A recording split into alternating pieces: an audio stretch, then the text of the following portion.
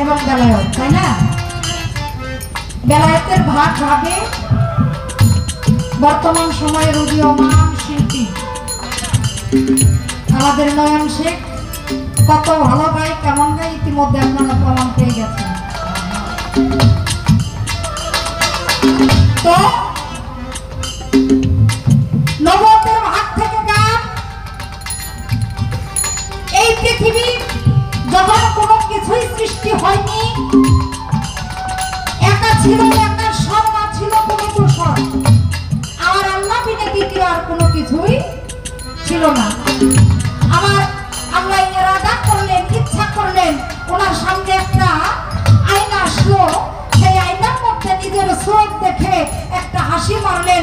সেই হাসির ঝলকে তার অঙ্গ হইতে নূর ছুটে পড়লো, সেই নূর হইতে সৃষ্টির ইচ্ছা করে মুহাম্মদী নূরকে সৃষ্টি করলেন। এখন মুহাম্মদী নূরকে সৃষ্টি করে জিজ্ঞাসা করলেন, আমি কি তোমার প্রভু নই?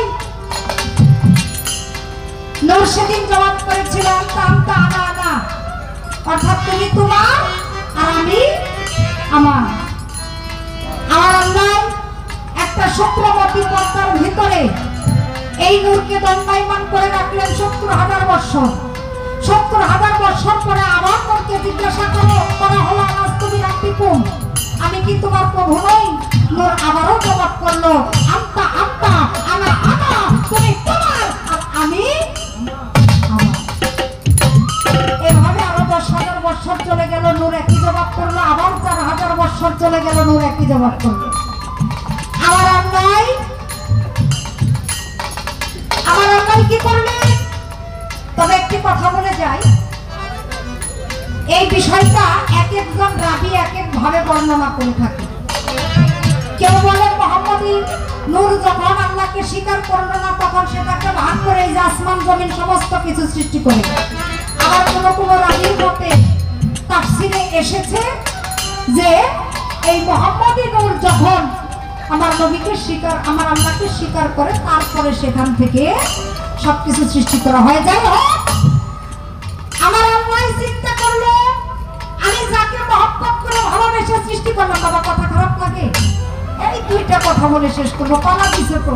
এখন দুইটা কথা যদি না বলি তাহলে তো পালাটা সাজানো হয় না, হ্যাঁ বোঝা যাবে না, কারণ এইটা তো বিচার গালের এলাকা।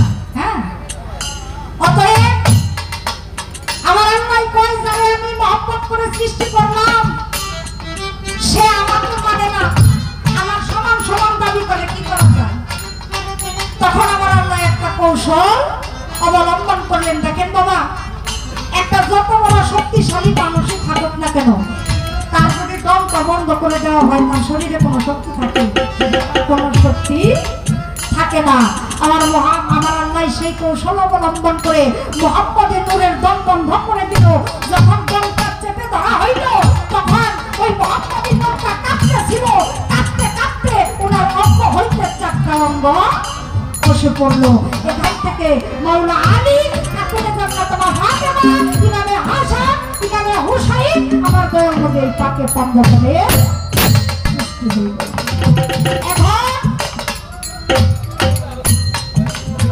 আমার আল্লাহ পাক মুহাম্মদী নূরকে সৃষ্টি করে আবারও জিজ্ঞাসা করলো, আমি কি তোমার প্রভু নই?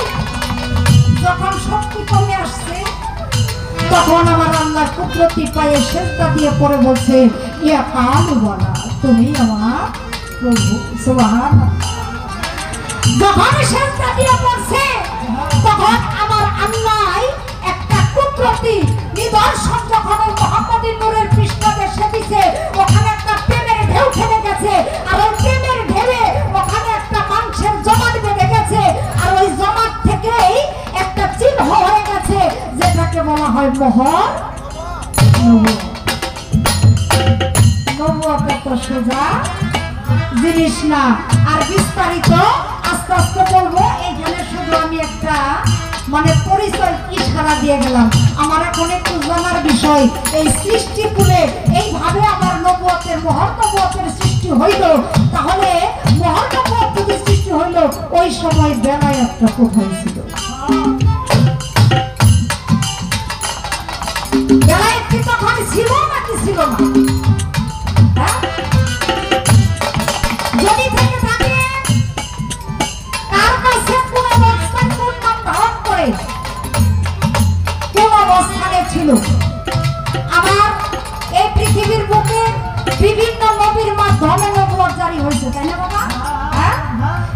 এই বেলায়েতটা কোন রাহাই কার মাধ্যমে এই আমাদের পর্যন্ত এসে প্রকাশিত হইল, আমার একটা ছোট্ট করে জানার